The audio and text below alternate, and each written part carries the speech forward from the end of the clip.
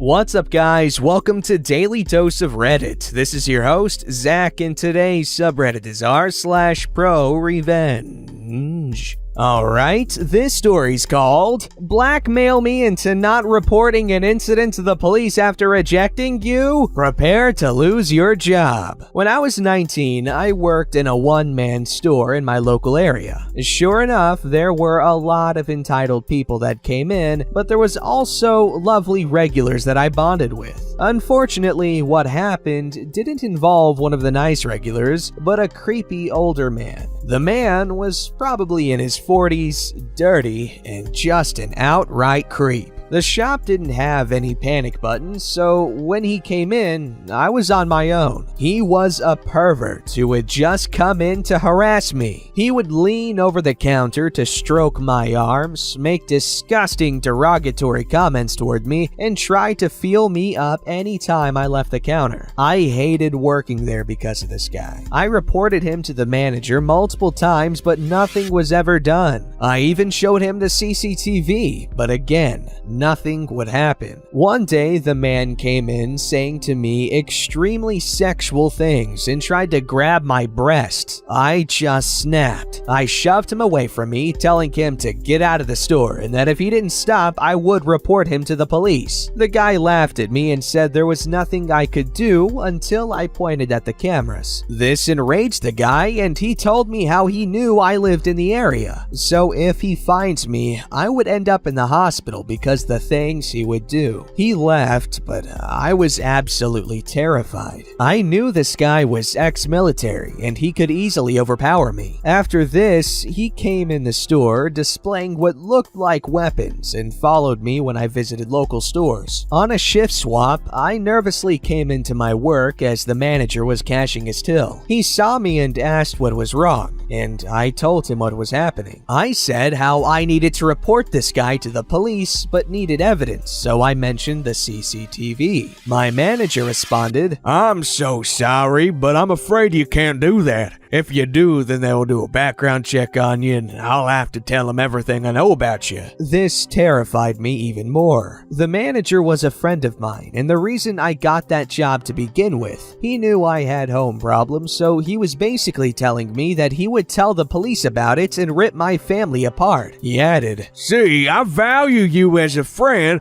but after seeing your true colors when you refuse to go out with me, kinda tells me to be honest to the police. Do you really want to involve them?" It became evident that the reason he never handled my complaints before is because I rejected him. He asked me out a few times, which I rejected but didn't think much of. Sadly, this got to me and I never reported what happened. As scared as I was, I didn't want my family to be destroyed and wasn't going to go out with him just to get the evidence I needed. Instead, I started to plot my revenge against the manager. The area manager and my manager were good friends. He let him off with everything during inspections, but rumor had it that the area manager was moving to a different location, meaning that a new one would come in and do an inspection. Knowing this, I patiently waited to see if this was true. One day, I went in and saw a man I had never seen before. It was the new area manager, and he was in doing an inspection while the manager wasn't there. Turns out, he met the manager before and did not like him one bit, so he was trying to find something to fire him. He told me that he wanted to monitor the things I would do day to day in the shop, and so I did. Badly. I made sure to screw up every chance I got. Not scanning items, not checking everyone's IDs, stocking things wrong, etc. The area manager was horrified and asked me if I was ever trained. I told him the truth. I wasn't, but he brought up my file saying I signed to say I did receive training. Luckily, my dad always encouraged me to keep a log of everything I do at work, so I gave him the week I started and the day I signed it, telling him that he just got me to sign it and he could check the cameras, which of course he did. As a result, he sat me down and asked me what other things my manager did that he wasn't aware of. I told him everything. that he made me and my coworker take over his shifts to leave early, how he never fulfilled requests for holidays and took them away last minute, and more, including how he never processed official complaints and would persuade us not to report incidents. He asked us what kind of incidents, and I told him about the customer and how he blackmailed me not to report it to the police, saying how the only way he was going to help me was if I dated him. The area manager was disgusted and asked if I had all the relevant dates to prove what I was saying. I handed him my logbook and said that I felt awful telling him all this, as I didn't want anyone to get into trouble. That was a lie. Of course I wanted results. The area manager reassured me that nothing was going to happen to me, as this was all on the manager. I didn't hear much of it until eventually my manager never came into work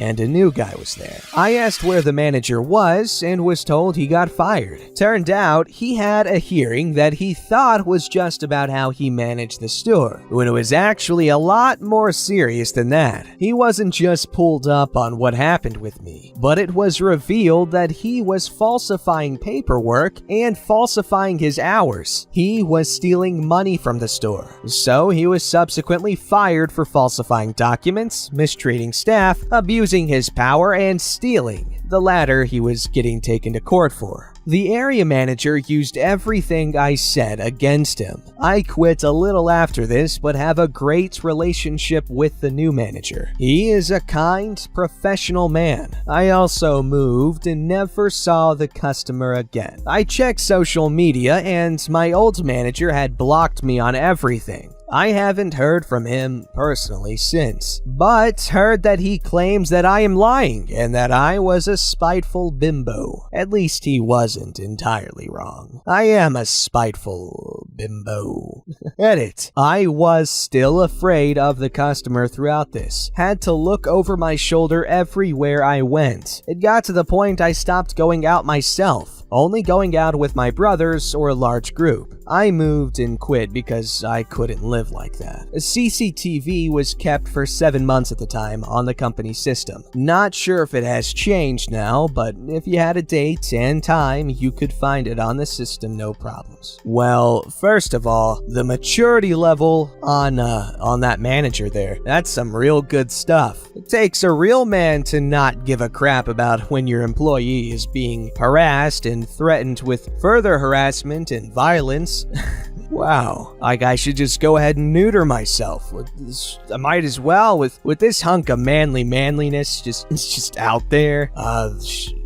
Being a piece of Alright, this story's called Try to Prank Me? Good luck getting your camper back with a lot of cash. I think this qualifies as ProRevenge because it wasn't petty. This just happened. Well, finalized yesterday. Note: please don't message me asking for videos and Facebook posts and things. I promise my wife that I can tell my stories on here, but not share anything like pics or videos. Plus, we don't want her face plastered all over the net. Anyone who follows me or read any of my posts knows something about my wife's best friend I'll call Karen. A harpy from hell. She makes everyone, even my wife sometimes, miserable. She also thinks she is smarter than everyone and just stuck up enough to believe no one would dare cross her. So a friend of ours, I'll call Bill, bought a piece of property next door to us. He had a bad car accident in November and lives an hour away. He made me a legal agent of the property, which means I have almost as much power as he does.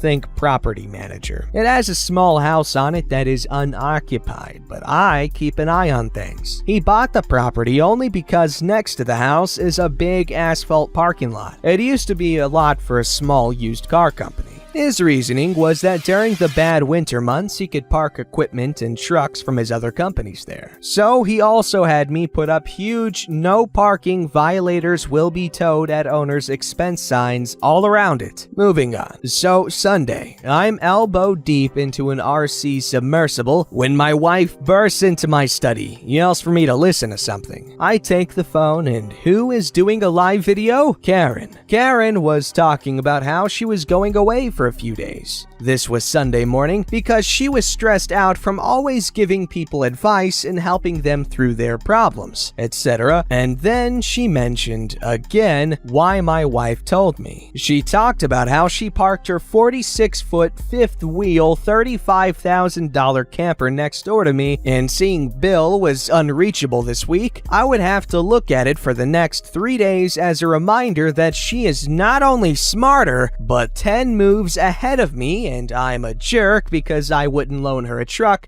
and it cost her money to rent one. Turns out, she told her husband, who was gone during the week for work, that she had Bill's permission to put it there. So early Sunday morning, he towed it over there. I was pissed. She has a tendency to lie, so I went outside, and there it was, parked right there. In the middle of the lot was her camper. I actually smiled because I had a perfect plan. As being a manager of the property, I also had the right to have any vehicle towed off there, including that one. I had two options. Call Garage A, owned by a nice guy, doesn't charge the state maximum for the tow and storage fees, explain what happened, and he might cut you a break. Then there is Garage B. He doesn't care if he has to tow your car 15 feet. He is charging you the max and always charges you the maximum storage fees. So you're damn right I went with Garage B. Called the guy, gave him my name, told him I manage the property, and bring a fifth wheel, and he had it gone in less than half an hour. This is the best part yet, my friends. I didn't tell her it was towed until yesterday morning. Yes, I waited from Sunday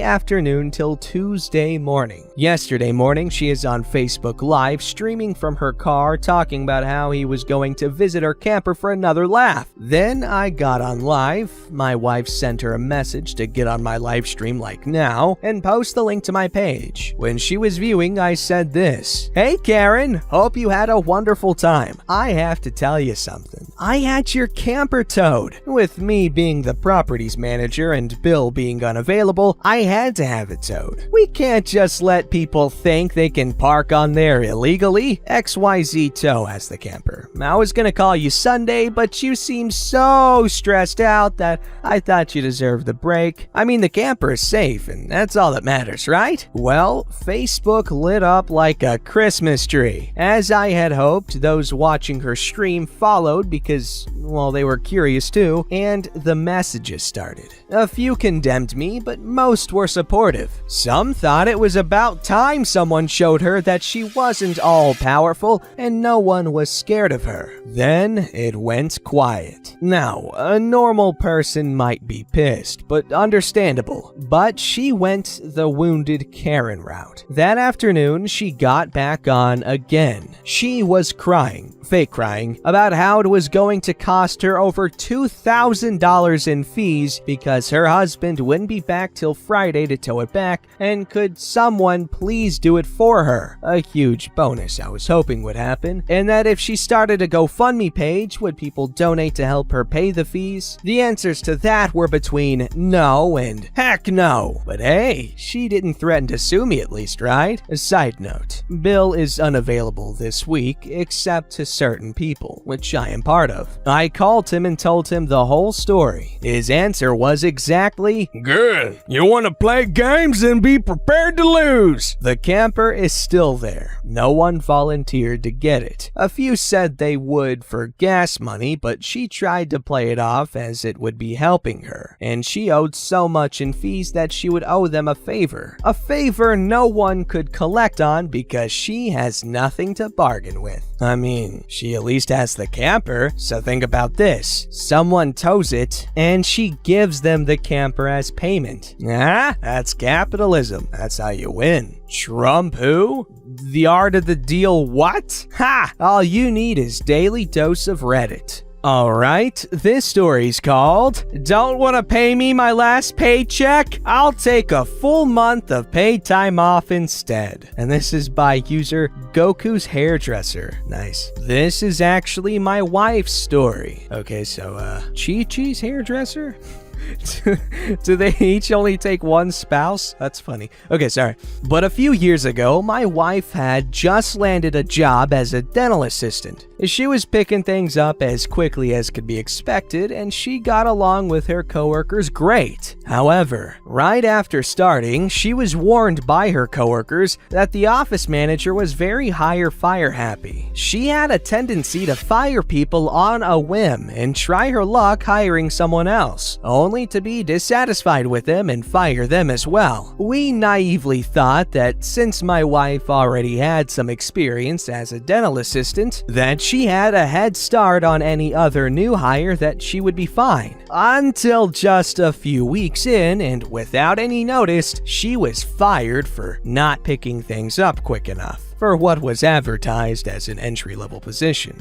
Whatever, we live in an at-will state, Utah, and knew there wasn't much we could do, so we started looking for another job for her. However, we noticed after a week or two that her last check was never sent to us like they normally were. We texted the office manager asking if we should pick it up instead, and were told that the check was already printed and sent off and to just wait for it. We waited another week or so before finally emailing her asking her when we would be paid. She replied very curtly that there must have been some issue with the payroll and that she would fix it, then stopped replying. Another few weeks went by with several emails and texts going unanswered by her before we finally asked my father-in-law, who is a lawyer who specialized in employment law and was informed of a very interesting law here in Utah that basically says that if you haven't been paid after being fired, normal pay will resume once a written request for payment has been issued. So basically, my wife was due 8 hours of pay for every day after she sent her initial text. After a scary litigious-sounding letter from my father-in-law informing them of this law, it came out that the check had never been printed or sent, and that there was no accounting issue. The office manager just never planned on paying her for her last period, which was seriously like a day or two. This ended up costing the dental office over a month's worth of wages, almost $2,500. Alright, that's a great story and all, and I'm so happy for the happy ending, and I'm so happy for your almost $2,500. But there is a very pressing issue here that's just been illustrated. So everyone's talking about using reusable straws to save the turtles, and I love turtles, okay? Top 3 favorite animals for me. But what about the camels? I read every day about a camel's back being broken by straws. Do you read about straws breaking turtles' backs? No. In fact, why don't you try to break a turtle's back with the straw? It's not gonna happen. Those suckers are hard. They got some weird thing going on back there. I don't know what it is. It's kind of like a turtle shell, but I don't know exactly what it is. Kind of makes my turtle chiropractor business really hard to run. Not one satisfied patient yet, but I try. Don't forget to like, subscribe, and hit that bell to never miss an episode.